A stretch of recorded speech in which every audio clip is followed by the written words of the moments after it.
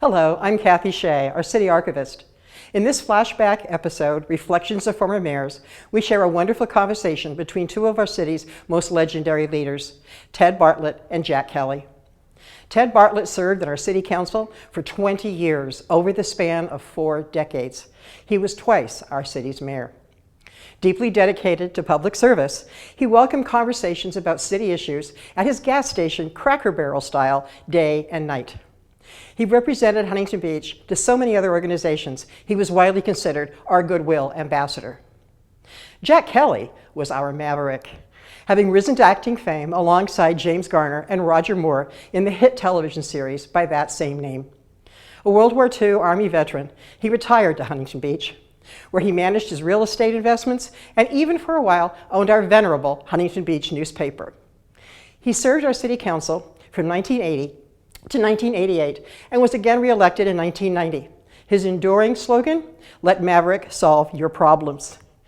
Always personable, sometimes irreverent, and rarely politically correct, he was highly instrumental in rebuilding our city's pier. We hope you'll enjoy this wonderful episode of Flashback.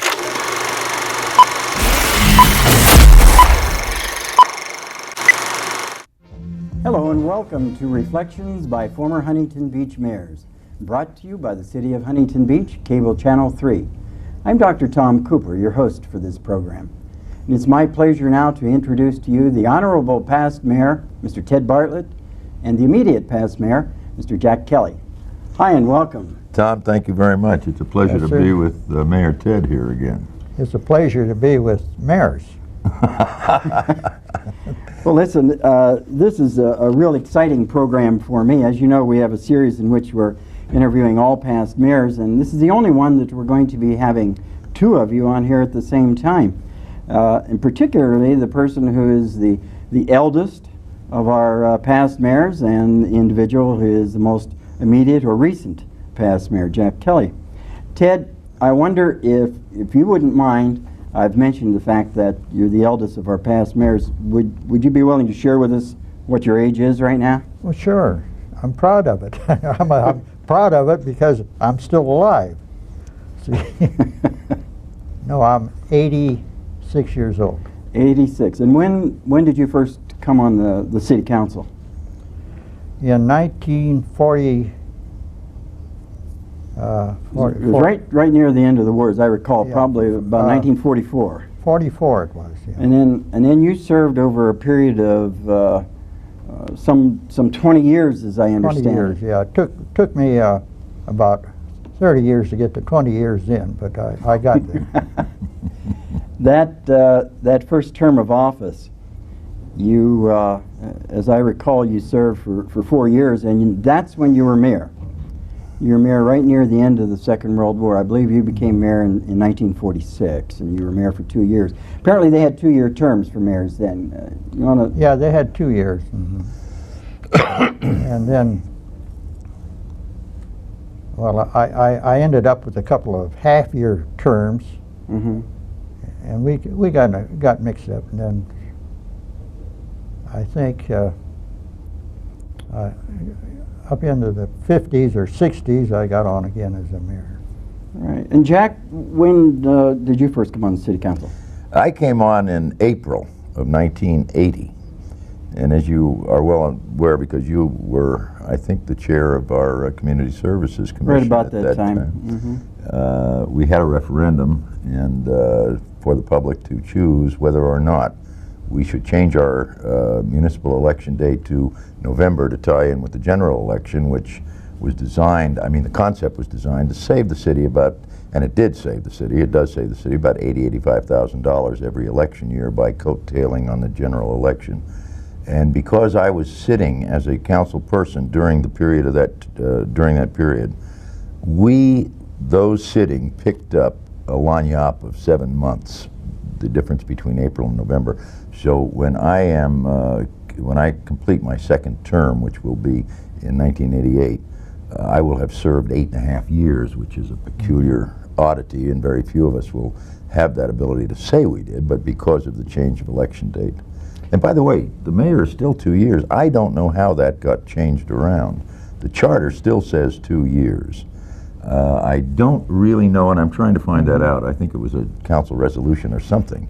But normally a charter amendment has to go before the people because the people did create the charter. And, maybe Jack Green maybe wanted to serve another little hitch in there or something. Jack always had a good story. Is Jack going to be on your former mayor show? Because we'd like him not to hear anything. Yeah, we're going to have Jack on. Maybe we can ask him about that whenever he's on. Well, Jack, you then served also 2 years as mayor, but this at is different my times. second term, yes, Okay. the second term as mayor. I served in 1983, 84, and 86, 87, which is the one that I just completed. Okay. Ted, you served for a period of 20 years, as you said. It took you about 30 years. I wonder if you might reminisce with us a little bit about what it was like when you first came on the city council back in 1944. It was right near the end of the Second World War. And I can remember reading some things about your involvement in the city then, being involved with the community chest and the war chest and a variety of those kinds of things that were going on. What was it like back here in Huntington Beach in the mid-40s? I tell you, anything to be done, they'd come to me and say, well, Ted, now you kind of look after this, will you? And I'm a gullible old farmer boy from North Dakota, you know. We used to working, getting up early and milking cows and so forth, you know. So that's the way it went. I had a chance to do about anything I wanted to do, and they always said, well, go ahead, that's all right. But I noticed that there was some screws in there too. Now, you were mayor, as we mentioned, you were mayor in 1946. And I read a press clipping that there seems to be some dispute about, but at any rate, it indicated that you were the youngest mayor that had ever been selected in Huntington Beach at that time. But I think you have a different story. Yeah, I had a different story. Now, Farquhar printed that, see. He George didn't Farquhar. ask me Okay. about it, and I didn't say anything to him about it. But McAllen made such a fuss over it, I couldn't go to a thing without him calling me something. We won't say. Well, we won't talk about that because you know how he talks. Very, you know, obnoxious and so forth. He's dead now, so we can say what we want to about Mac. But anyhow,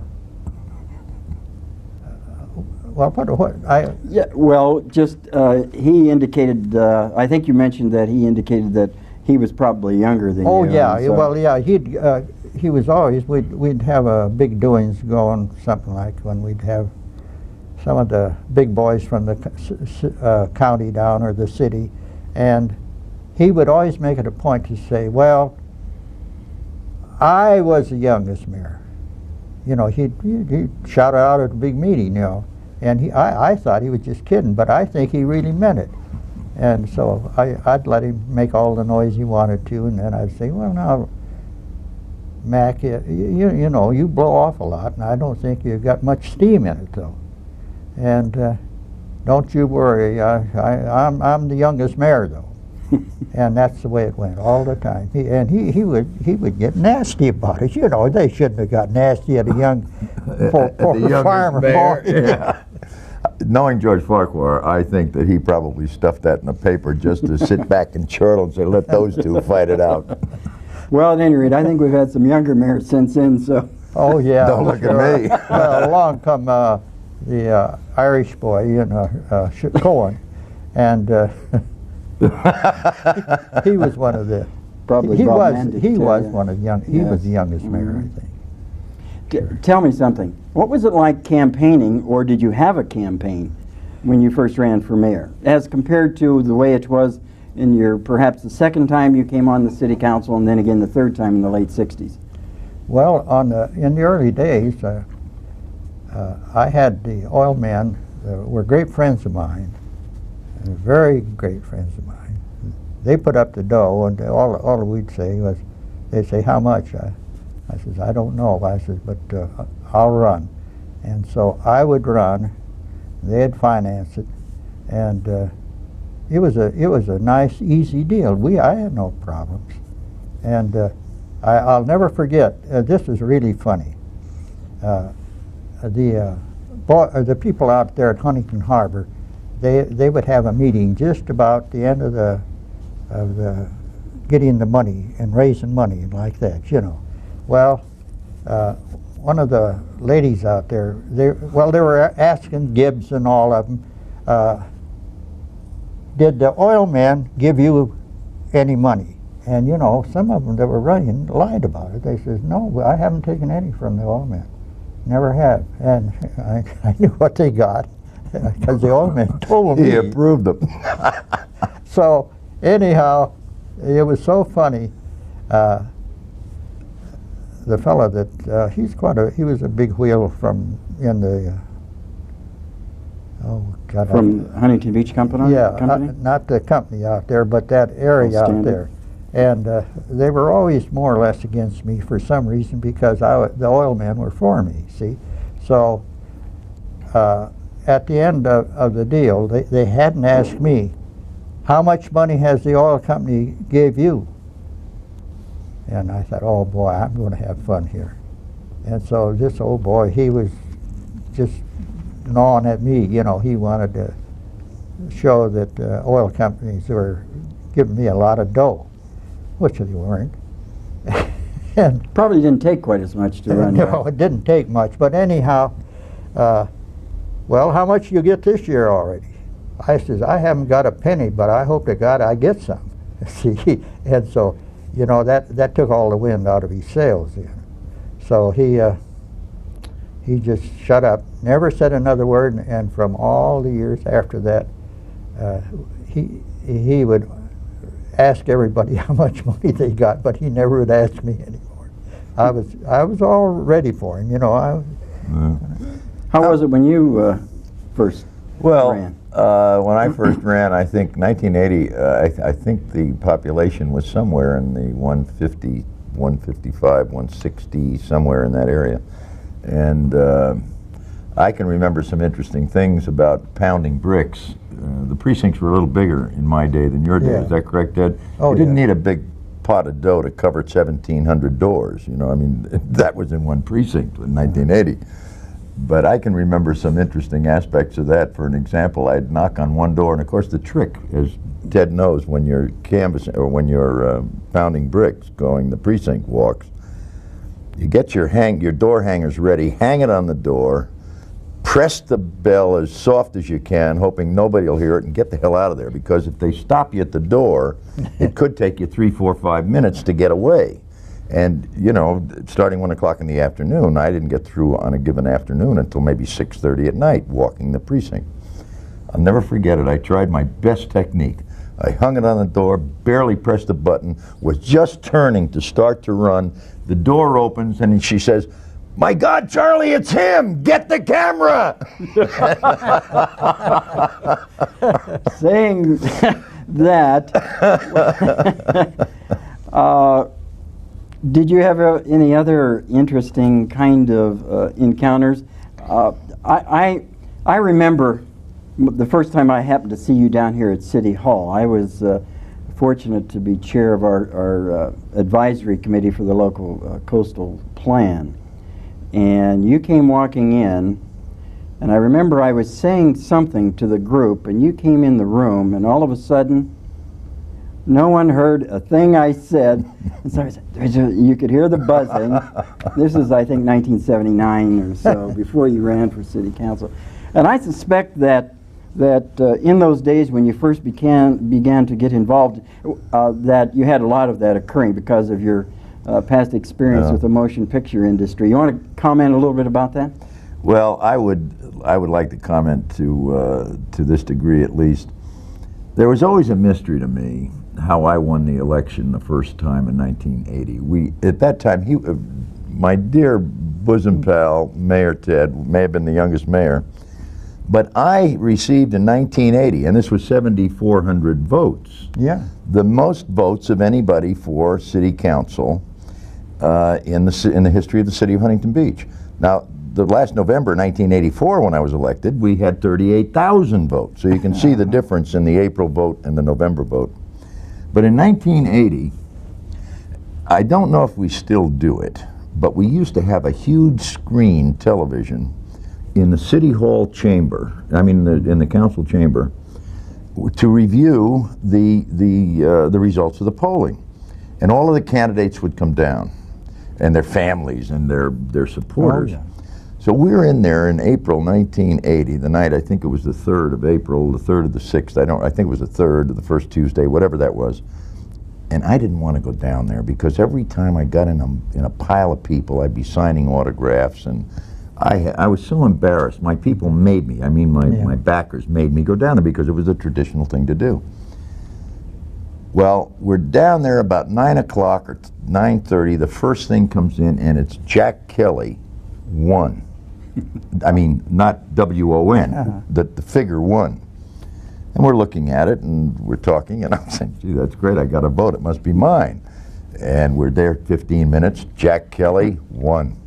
The damn machinery broke down, and that whole night, our thing in City Hall said Jack Kelly won. And I was lucky, I did win a seat. Yeah. Well, I got tired of looking at that, and then I went to the victory party, and we had that kind of wired with a couple of telephones trying to get reports from all over the place. That was kind of an interesting experience. It's always real interesting when you're on top, too. Oh, really? Yeah. Really? Sure makes a difference. Talking about being on top, there's always someone or people who are influential in helping you to become that kind of a person, and gives you all your support that you need in this kind of a position. Can you tell me a little bit about the family support that you had when you first ran for the city council and when you were mayor and along the way? You mentioned a little while ago to me that as we were talking before the program, a little bit about some grandchildren and great-grandchildren, and you have a whole group of them out there. Can you tell me a little bit about them and about your wife and how long you've been married and so forth? Well, let's see. You've got to get these wives straightened out. But no, Alice was a good. She was with the Consolidated Steel over there, and she had been private secretary of the governor of Texas. Alred was a Democrat. I told Alice when we finally got around to deciding we were going to get married, I said, well, we've only got one little difficulty. I says, you're a Democrat, and you just have to change. I can't change and be with this gang here, they'd run me out of the country. She says, well, it'd only take me about 5 minutes to re-register, so she did. The Republicans are lucky because she's the toughest Republican I've ever met. And she was, without a doubt, one of the best. Well, she was a good secretary because that's all she ever did. But she was, without a doubt, one of the best workers that we ever had. She did. She ran the Nixon campaign, and of course everybody loved Nixon then. Then they loved him, and they love him. I always add that because I think Nixon's a pretty nice man. Don't talk. I'll tell another story on him in 1980 when I was running. Well, how long have you and Alice been married? 43 years. 43 years. Yeah, that's boy, that's super. Yeah. I can remember a few experiences where I've been with you in a social setting with Alice, and she was always such a delight to have around. Yeah. You knew when Alice was when she was around, and she just really kind of took command of the situation, and I can see how she gave you an awful lot of support in your position. How about you, Jack? Well, I think I have an outstanding comment to make about my familial support since I made this decision to run for the office, and I've been in it for 8 years, 7.5 years now. Prior to that, I was an effective businessman in property management of our estate properties. And at the point in time that I got elected to a part-time job, that's a cute part of it, my wife and I started sharing some of the responsibilities, the property management, the bookkeeping, all that kind of thing. And it wasn't very much after the period of time, or there wasn't a very long period of time after I got elected, that all of a sudden everything fell on Joe's shoulders. So she is the total responsibility for whatever spending money I might have in my pocket, whatever I'm allowed for my allowance, whenever I need some new clothes.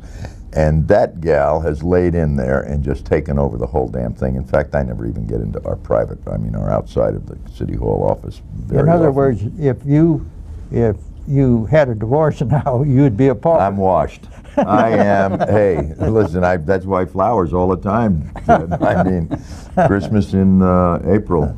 Yeah, she's a grand gal. You have children? We have a delightful 16-year-old Nicole, and it was just her birthday in November 6th. Oh, good. And I think my wife is going to have to start working a lot harder on the properties. Between the car and the party, I am in Tap City, and it was a joyous event. I enjoyed it very much. And at my age, to have a 16-year-old trying to understand the music, their use of the English language, I mean, it is tough row to hoe. But she's a delight, a great reward, and a tremendous treasure. Does she go to school here? She goes to Marina High School. She's in the dramatic arts area there, aside from her other required studies. But she works in the plays. She's doing the lead right now in a play called Dino. She is one of the leads, I should say. And she's very excited about the possibility of a theatrical career, not such as mine necessarily. She's not really stoked on before the camera. She is thinking more, and hopefully she'll pursue it, and I'll be able to encourage her in whatever way I can, without push, but into the writing aspect and things of that nature. She's got a bizarre, off-the-wall, incredible creative mind. And for that, I don't care if she gets bummers in geometry or algebra, but if she gets it in English and gets to use that marvelous head that Big Max gave her, I'll be very happy, and so will her mother. Oh, great. And Ted, do you have children? Yeah, I got a boy. He's 53, 4 years old. God, he's almost as old as me, you old man. Huh? He's almost as old as me. Yeah, yeah. Maybe he should be a recent past mayor. And he's with the Winchester Rifle people. He's been with them for a good many years now. And he flies about 200,000 miles a year. He's got Alaska. Wow. And he's got the Hawaiian Islands. And all that's about as far. And then he goes into Montana and down south into... That'd be the 13 western states, it sounds like, and they're all shootists in those states. Yeah, I guess. Except for our freeways. He does a lot of traveling, but he's a good man at it. And is he a shooter too? He holds some titles up in Washington, and Washington and what's that? Oregon. Yeah. Trap shooting, Great. Yeah, he's good. I got. Sounds like you really enjoy your the times you get together and talk with him about those things. Yeah, he's a great guy. I tell you, he's a big fella. He weighs about. He wished he weighed about 200, and he weighs about 225, 230. But he sure likes that shooting. Oh, good. Listen, I wanted to just ask you about one other thing, and then we'll take a break here in a little bit. When I first became involved in the 60s with the Recreation and Parks here in the city, you were on the city council, and one of the things that I heard about Ted Bartlett was that he owned or ran a gas station downtown. And that's where the business of City Hall was conducted. Mm-hmm. Tell me about that. Well, I tell you, we had more fun down there at that little old city gas station, and they call it the Second City Hall. The paper referred to it the Second City Hall all the time. And so then I got so well acquainted with the other boys on the council, I knew just what they were going to say next. And so I would try to get bets for $1, and I never got one. Now, I couldn't raise one bet that I could tell well, I got to think of the old Colonel Greer and all of them would say, Was Shipley on with you? well, he was a couple of years, yeah. Yeah. But these boys would come in, and I'd say to him, maybe you'd be there. I said, before he got in. And I said, I'll bet you $1 I can tell you just what Colonel Greer will say. And so Colonel Greer would come in. I said, good morning, Jack. I says, how you feeling? He says, I feel like hell. I ought to be home in bed. See, that was his. He said that every time. Then the boys would say, well, I'm going to get a game with you playing golf today. He said, well, I don't know what I feel terrible, but I'll be out there. He'd go out there. He never lost a game of golf. He was really good. And then Labard, he'd come in, and Labard had played at USC. You know, he was a pretty good athlete up there. And I'd say, well, Labard, I says, how you feeling today? He says, I never felt better in my life. And I'd tell the guys that, what he'd say, see. But Labard would say, I never felt better in my life. He'd beat his chest. And it's funny, every one of them that I was serving with, I had something they did, and that was their And hello you to couldn't get a everybody. bet, or you won money all the time? No, I couldn't get a bet. Oh, gosh. God, it was pitiful. But I imagine there were some decisions made before, or at least Well, some there was- discussions, I should say, before city council meetings took place. Yes, there was quite a few, and one thing about it, they were honest, because there was a no Brown Act in those days. And we would generally, if there was something coming up really important, we thought anyhow, we would discuss it and say, well, let's agree on something. And when I was mayor then, see, I wanted to make it as easy as I could, and if we could get them all agreeing, why, you had a good deal. So you had to get the thing going, and then all of them back out on you, you know. Well, I'm writing a book on that one. And so it worked out great. You know, we'd have a lot of fun. I think between that old station there and the council and the type of people that were in the town then, all of them that I knew, I think that was one of the nicest parts of my life there, just having a lot of good laughs, and nobody ever hit me.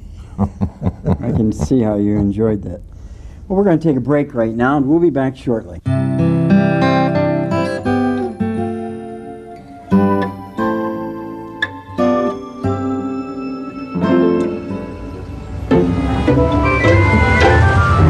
Yo, kid, wanna get high? What's the matter with you? You scared? You lost, little boy? You in the wrong place, man.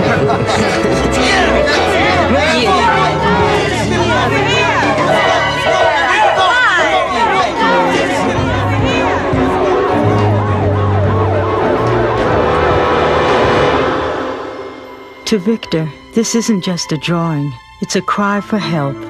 Every day, real kids like yours live pictures like this. Listen to the children. Fight back against crime. Call this number now and learn how to protect your children from drugs and violence. Together, we will take a bite out of crime. Welcome back to Reflections by Former Mayors of Huntington Beach. We're visiting here with past mayors Ted Bartlett and our immediate past mayor, Jack Kelly. We've been chatting a little bit about some of the personal things that have occurred in your life before you ran for city council, and some of those early activities that involved your own personal lives. I'd like to chat a little bit now with you about some of the issues and some of the things that were going on while you served on the city council and as mayor. Now, I know that there are a lot of major issues, Ted, that have taken place during the time that you've served here in the city. I remember in the early 60s when I first moved to Huntington Beach. I lived down right off of Adams, and I could look out my back door and there was nothing between the fence and the ocean except the Edison Company, except truck gardens. In fact, some of those truck gardens, there were some tomato plants that used to grow in my backyard from that truck garden. You trained them after midnight. But that Edison plant, I understand that during the time that you've been in office that the Edison plant came to the city. Do you remember some of the things about it and what took place? Yeah, there was a number of them, and I got them on some paper at home, and I give a couple of talks on them. And then one day I was going to give one at Senior Citizen, and I got something wrong with me, and so I didn't give it. And I'd called them up on certain things. But the thing that interested me at that time, because when you talked about $1 million, why, you didn't talk it around the city because there wasn't anybody looking for $1 million. They wanted to get $1,000. But anyhow, the Edison Company, we figured out, or I got the amount of money, brought the city in about $6 million a year. Wow. And all those things had to come through what we did there in those meetings, and I tell you, we had a lot of trouble with that, getting everybody happy and keeping the people from getting mad, and a lot of people didn't want the Edison Company. You know, they never want everything, you know, and they didn't want the Edison Company there because it was a sore eye. Well, it wasn't. I thought it was beautiful because they got all that money coming into the city, and we got it. And then they had that water that came in there. It would go. They'd let the water run from the Edison out into the ocean about a half a mile, and it was warm. Got to be the best fishing hole in the country. It really did. The people would come there to fish down there, and it just had a lot of things. It brought a lot of work and so forth into the town, but and they've undergone some environmental changes, I know, in the time. Oh, yeah. I can remember sometimes when they used to have that what appeared to be blowing their stack, and we'd have soot all over everything, and that's changed quite a bit. We had, I'll bet, 50 meetings with people that lived there, and there was one lady, I think, made every one of them. We called her the bug-eyed woman.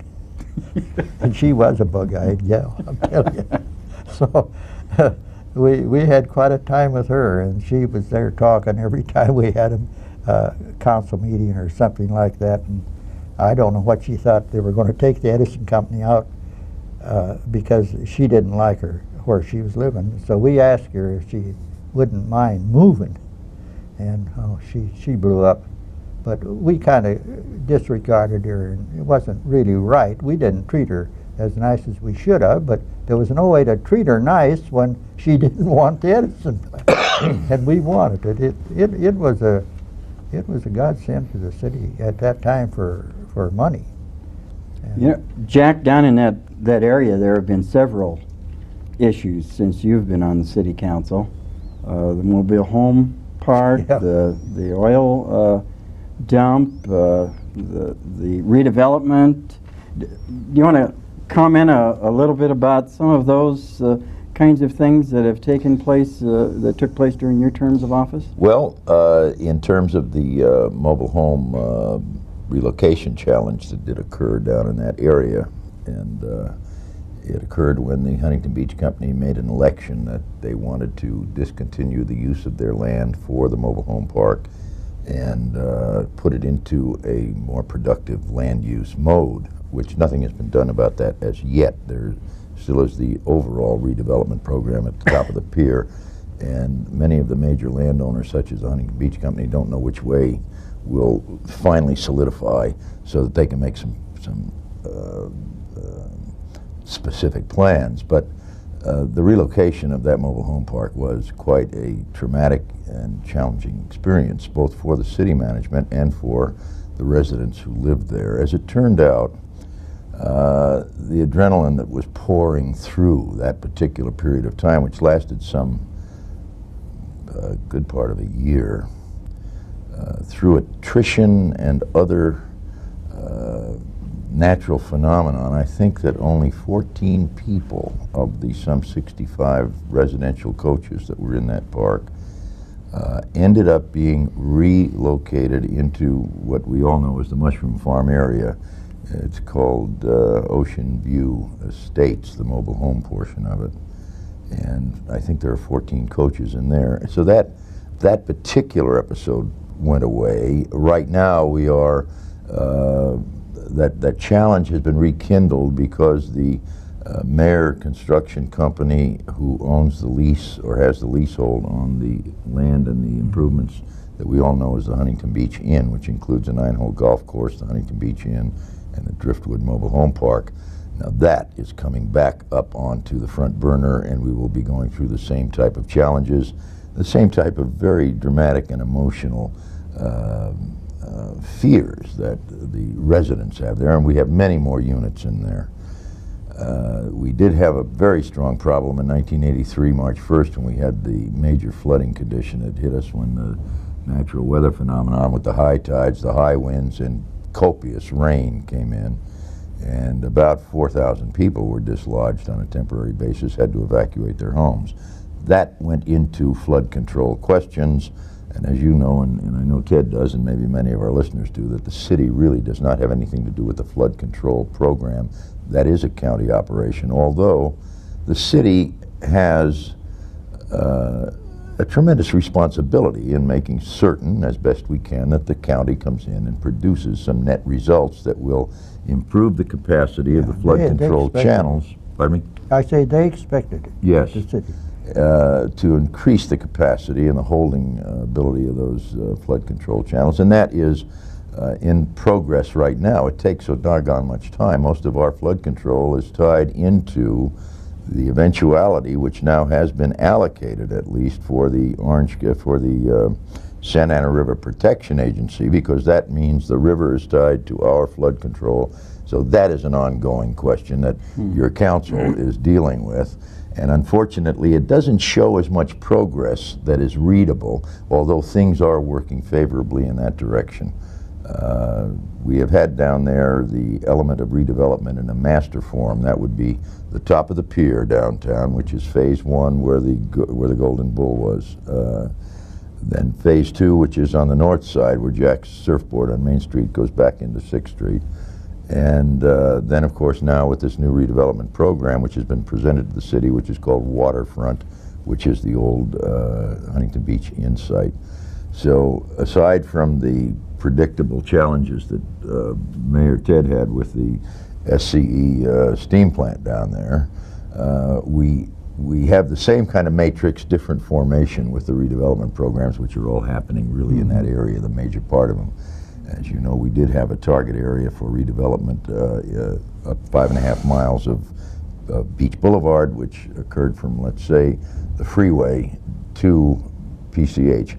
That fell out of the channel because the people urged council to not make Beach Boulevard a redevelopment area, and council acquiesced to those wishes. Not to debate the merits of that, but that is the redevelopment area that extends us up into the one redevelopment area which really has produced, and that is the Oakview area. That includes the Charter Center at Beach and Warner. There's been a lot of redevelopment in there based on the Charter Center. Those are monumental in terms of their complexity, so as a result they really become a master challenge to whomever's sitting in the seats that we have enjoyed, Ted and I, over these years that we're describing now. So the future councils, that redevelopment is not going to happen in 20 minutes, so the future councils will all be debating and evaluating and making decisions on the policy for those for many years to come. You know, I imagine in years to come people will look back and look at the issues that have been so complex and have taken so much time, and they'll see that there probably was some simple solution and it shouldn't have been so complex. And this kind of reminds me, in looking back at some of the minutes while Ted was mayor, I noticed a couple of items which, to me, at this date and time, seem to be rather minor in comparison to some of the things that are occurring down there. But I'm sure at the time that these issues were quite important. One of them was the installation of parking meters downtown. And I could just see that there must have been a tremendous amount of involvement by those people who were interested in that and coming to the city council. Good thing people you weren't remember carrying- that? Oh yeah, yeah. That's if people had been carrying loaded pistols, I might have been shot by now. But because it was really quite a deal, you know, because nobody wanted them or everybody wanted them. The business people didn't want them, and yet they wanted them. They wanted to protect their front, and everybody, you know, is trying to help my business as best we can, you know. And we had a lot of fun over parking meters.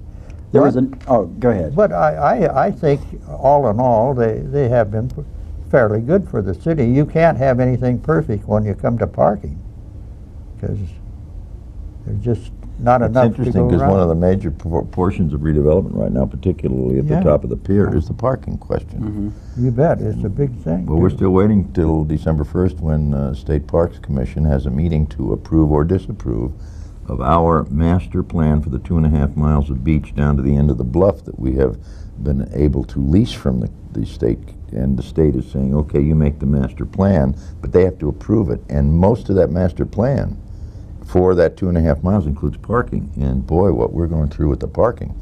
And that's off-street parking, which Oh, will be a yeah. fee parking. Yeah. With the meters, it's the same differential.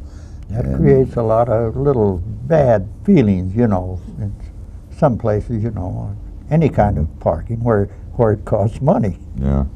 I noticed also that the council was concerned about environmental issues back in those days, and there was one in which the Navy was apparently, and the words in the minutes of the city council said the Navy was discharging their garbage and spoiled meat into Yeah. the waters.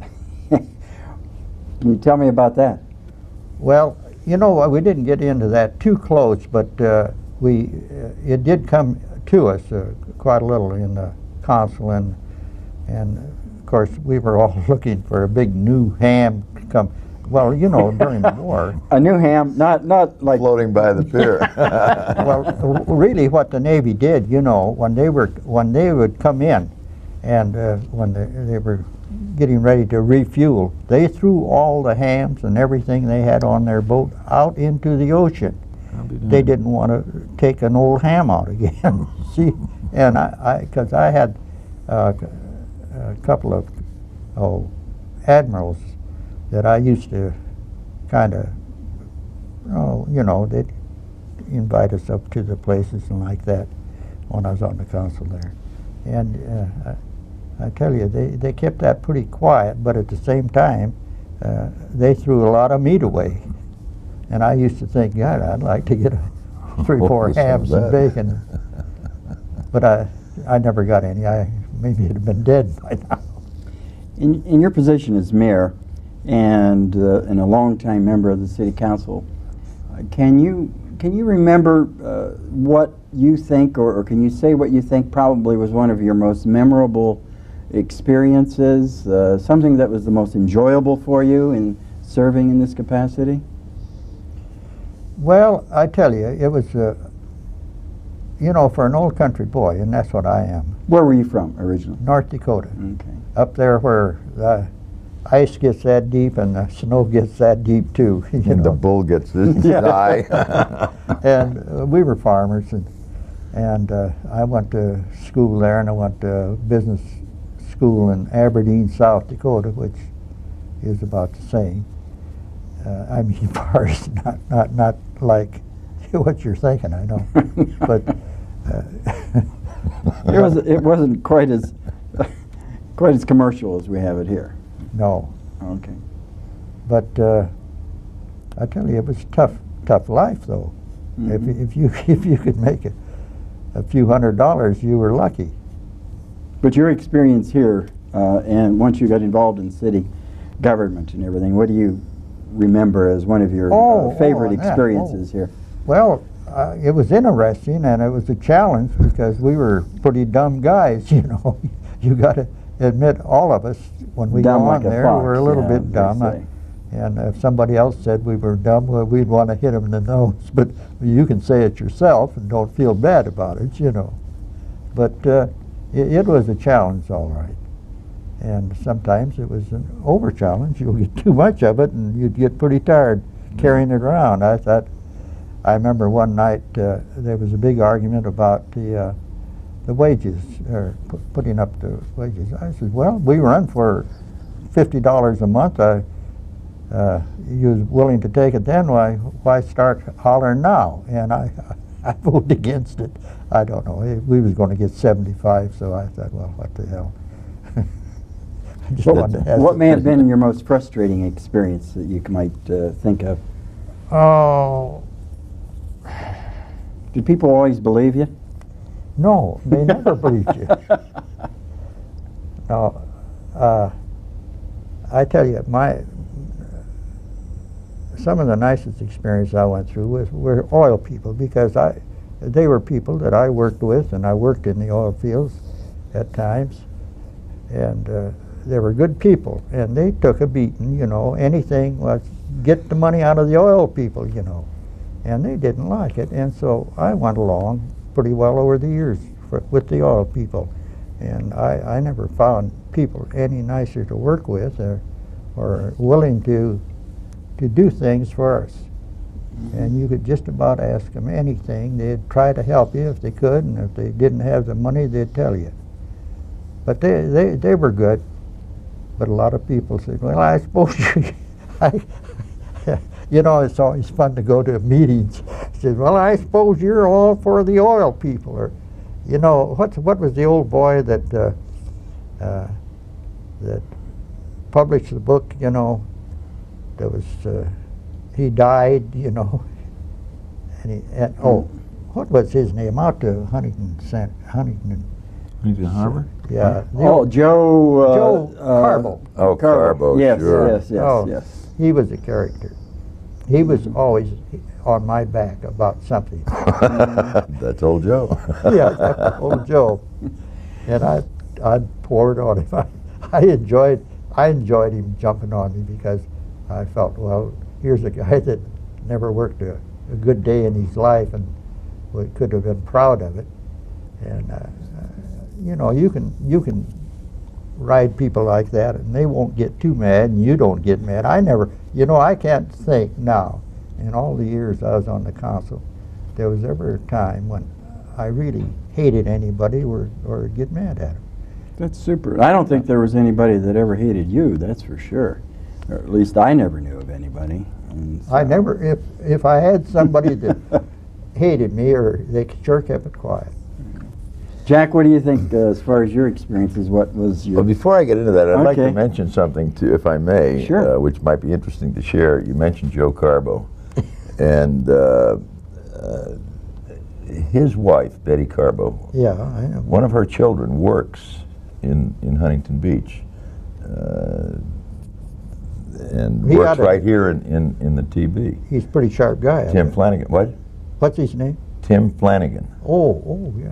Yeah, and that was cute that that would come up, because it was just a piece of Isn't trivia. that funny? Yeah. So if he's going to monitor and look at the tape, whatever you said about Carbo, you may be in trouble. I'm not sure. I don't but care.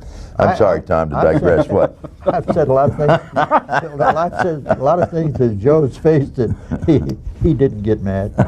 I know, and he was not one Well, to as get you mad. reflect back on your experience on the city council and as mayor, any impressions as far as some of your favorite incidences which occur, and perhaps some that were more frustrating for you? Well, the ones that are the most fun-provoking or enjoyable are the times when you are on the prevailing side of any issue when it comes down to voting. That is normally gives you a moment to relax. Yeah. The frustrating side, on the other hand, is similar to my 7.5 years experience up to now, because for some damn reason I'm usually on a 6-1 downside. I don't know how it happens. Is but that right? what did I do wrong? Where did I make a mistake here? Why didn't I think this out better to see what it should have been? There are frustrations, and they are innumerable in as much as they are consecutive enough that they lose their identity. It's really hard to pick 1, 2, 3, 4, 5 out. There is a tremendous amount of work involved in the job as we know it today. It's much higher in terms of the volume of citizens that we serve, 185,000 plus, than in the last year that Mayor Ted served here. And it is a very complicated operation because of management of the city is, and our term of policy making and goal setting, that's all we are doing. But in order to make policies and create goals that can be shot at by the cadre of 950,000 bureaucrats and personnel, we're dealing with complicated issues. Ted keeps reiterating the oil industry, and we've got to understand that the oil industry is the basis for the city of Huntington Beach being here anyway, in terms of paying for itself to become a city. When that boom hit, an onslaught of residential advancement was made. Working in the oil fields, those people had to live, they lived here. Huntington Beach became an entity. It became a breathing, living community. Now, over the years, and by the way, the oil resources in the city of Huntington Beach at a point in time in the history of California was one of the most productive, richest resources or pools of whatever the terms are where oil is found in the entire state of California, if not maybe in the United States of America. What happened is that the basis for that industry is still here. They are still taking out a lot of petroleum resource out of the city of Huntington Beach within the city limits. But when the folks come in residentially, that loses its value. Yet as a council person, I must deal with that. There are some 3,000 wells in the city of Huntington Beach. Many of those are capped. They are not in productive use. But the technology of when they were capped causes them to become problems now because that old technology, some of them are leaking, pressures are brought to bear, et cetera. And oil at this point, 1987 as we speak, is one of the major challenges we have in trying to consolidate oil islands for recovery, which will then get rid of that blight of some 3,000 oil wells, free up surface rights to land, improve public safety, and certainly improve the environment because we will contain some of the emissions of methane and other noxious kinds of aromas that come out of that petroleum industry. So it's peculiar that we're sitting with one of the prime historians as far as public office in this city, one of the prime historians as far as a resident goes, and we're still faced with the same challenges laced to that petroleum industry. They'll be here. They'll be here a long time. Yeah. You know, you're mentioning this about Ted makes me think. I had looked over something in past minutes, and something came up that Ted said. He said, "It will be my desire to work for the best interest of the city of Huntington Beach during my term of office and ask for constructive criticism at any and all times." That's what you said when you first came on the city council, and as long as I've known you, I think you've held that same attitude. You've always... Some of them chew me up for it. And so... I didn't bother. But at any rate, that was the way that you operated here in the city. And when you talk about Ted being around for this long period of time, I've always just admired the opportunity that I've had to work in my own way with you as a member of the city council and in the committees that I served on here in the city.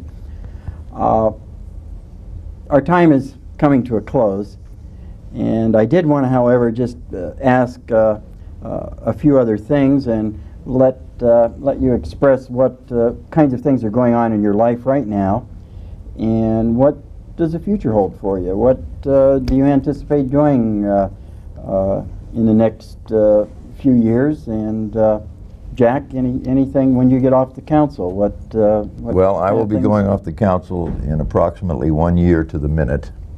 I will have completed my second consecutive term as a council person, and as we know by charter, we cannot stand for another election, at least for 2 years.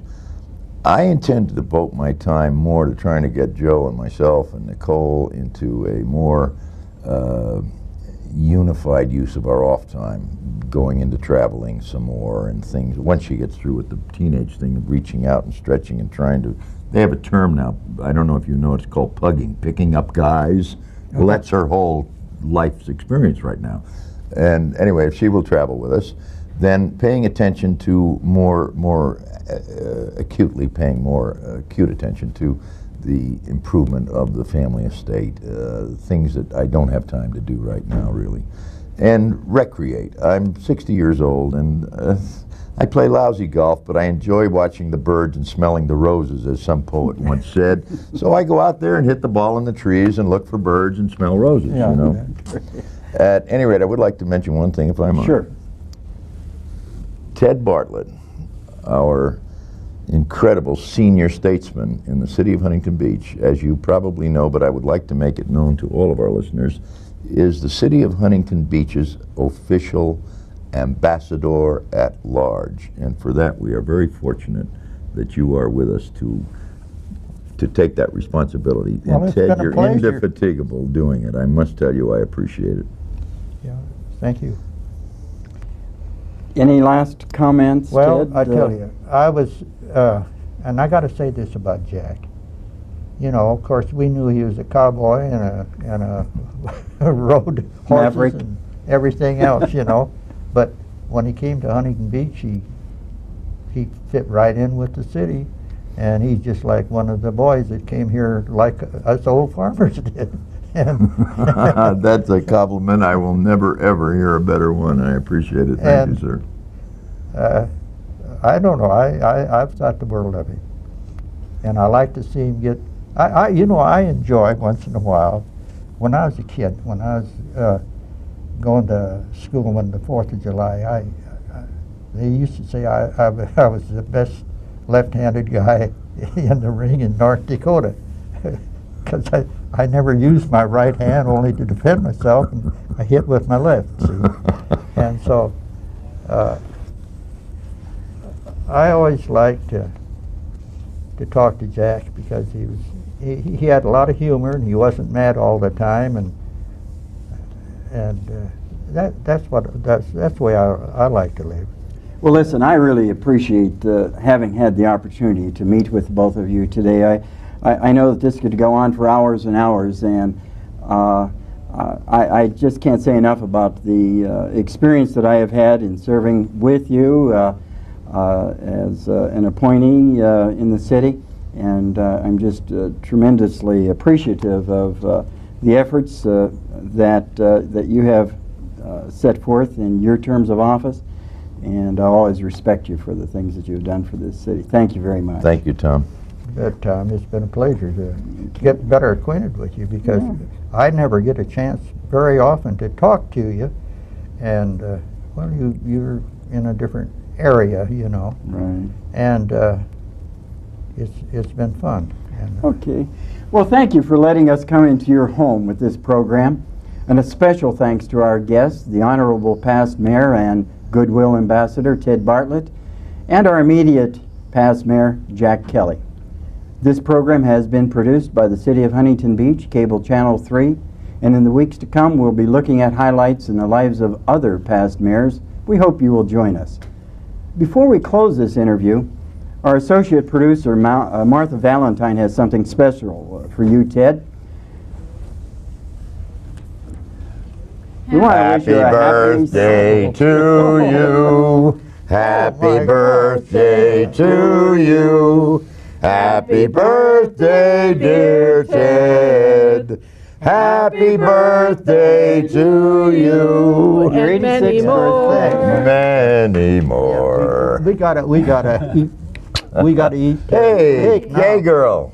Hi, happy birthday. You bet. Now let's You have. got to blow that out before you turn 69. Oh, you did it. Oh, I can do that. Gee, that's great.